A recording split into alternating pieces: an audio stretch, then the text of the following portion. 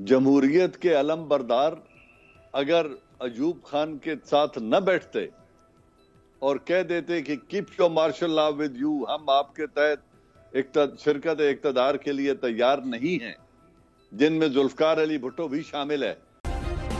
Subscribe کریں اور بیل دبائیں تاکہ کوئی خبر رہ نہ جائے۔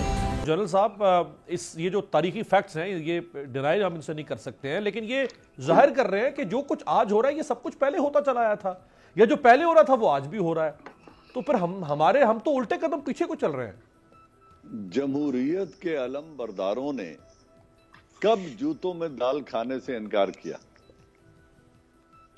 جمہوریت کے علم بردار اگر ایوب خان کے ساتھ نہ بیٹھتے اور کہہ دیتے کہ keep your martial law with you, ہم آپ کے تحت شرکت اقتدار کے لیے تیار نہیں ہیں، جن میں ذوالفقار علی بھٹو بھی شامل ہے، تو ایوب خان کے بعد مارشل لا کے دروازے بند ہو گئے ہوتے۔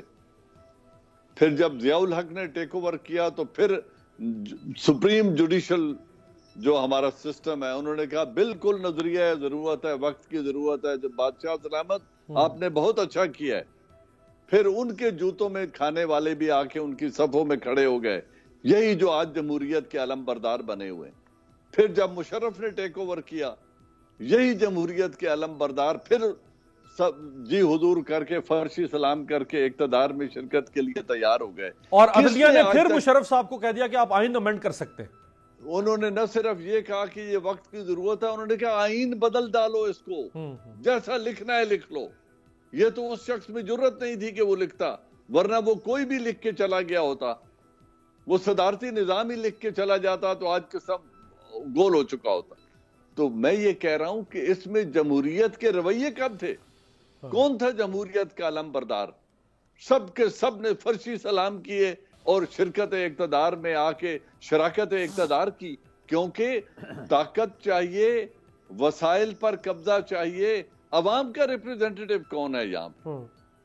کس نے عوام کو ریپریزنٹ؟ آپ نے بڑی بورس جانسن کی ایک پورا کیسٹ چلا دی، پورا ایک ان کے اسمبلی کا جو ہے لیجسلیٹو اسمبلی کا آپ نے ایک سسٹم سامنے رکھ دیا۔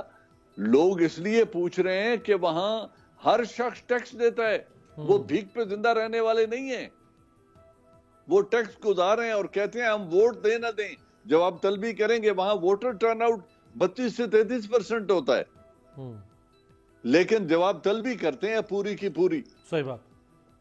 وہاں وہ کہہ سکتے ہیں کہ شیم آن یو پرائم منسٹر، ادھر ہم کہتے ہیں جناب ذل سبحانی یہ 1.5 من پھول ہیں، یہ آپ کے قدموں میں نشاور ہیں، آپ لوٹ کر باہر محل بنا لیں، آپ سرے پیلس لے لیں، آپ راک ووڈ پیلس لے لیں، آپ وہاں پہ ایون فیلڈ میں رہیں، آپ پھر بھی ہمارے لیے جو ہے قابل ستائش لیڈرز ہیں۔ آپ یہاں لیڈر ہے کون؟ یہاں رہزن ہے، رہنما کوئی بھی نہیں ہے۔